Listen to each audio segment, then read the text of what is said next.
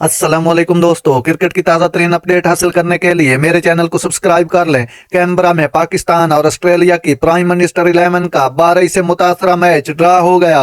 पाकिस्तान ने पहली इनिंग्स में कप्तान शान मसूद की डबल सेंचुरी की बदौलत 9 विकेटों के नुकसान पर 391 रन पर डिक्लेयर की थी। कप्तान शान मसूद ने नाकाबिले शिकस्त 201 रन बनाए थे। जवाब में ऑस्ट्रेलिया की PM11 ने 4 विकेटों के नुकसान पर 367 रन बनाए थे।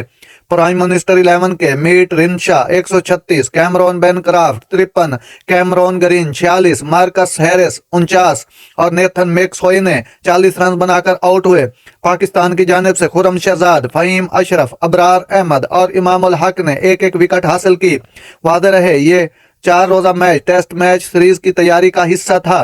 पाकिस्तान और ऑस्ट्रेलिया के दरमियान 3 मैचों की टेस्ट सीरीज 14 दिसंबर से 7 जनवरी तक खेली जाएगी। नादरीन, ऐसी बार वक्त खबरें सुनने के लिए मेरे चैनल को सब्सक्राइब कर लें। अल्लाह हाफिज।